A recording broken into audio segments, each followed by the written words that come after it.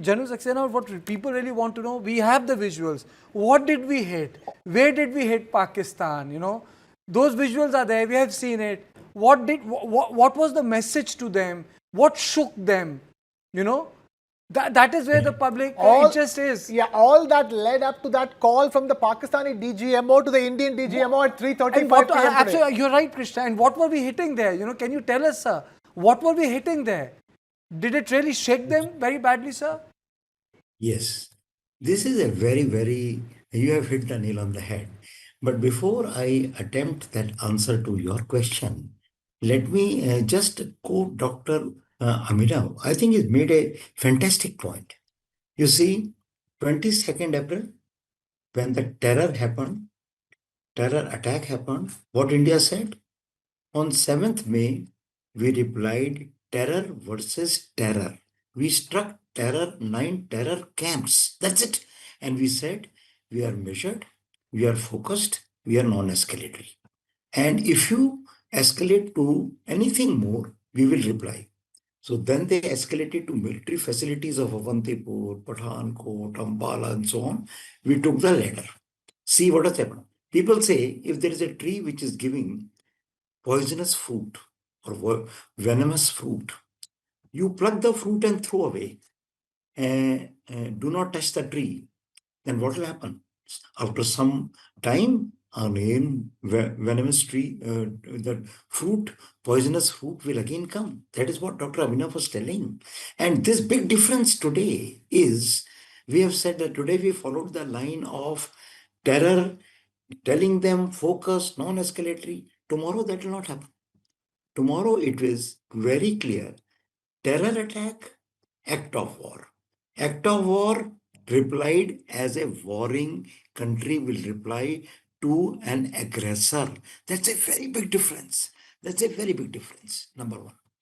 Number two is that we have always maintained a fact, and we always know by experience, that when victory comes or when the claim of credit comes, there are many players who come and take. We did it.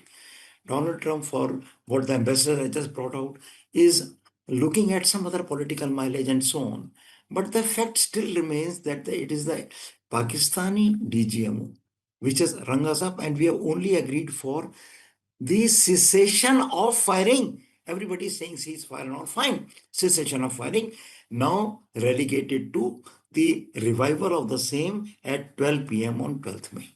Now you have to understand why the DGMO got compelled. See, follow the actions. Follow the actions. Initially, what happened? Act of terror.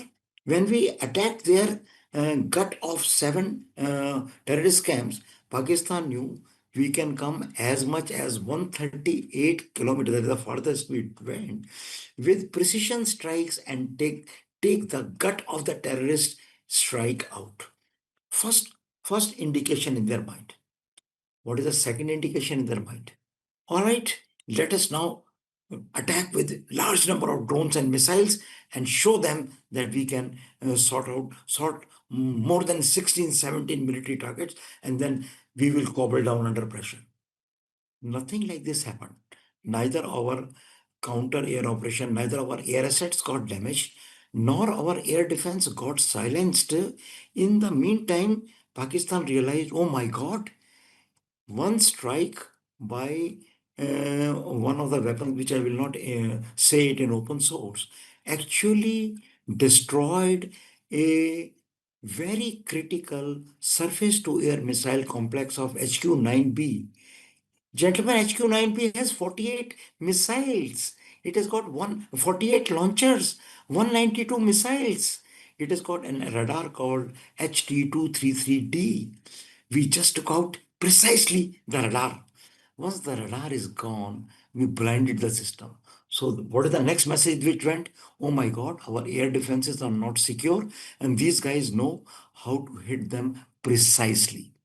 They escalated to say that now let us do some strikes by JF-17, did some fake propaganda. JF-17 went and struck this, our F-16 gone, our S-400 gone, misinformation.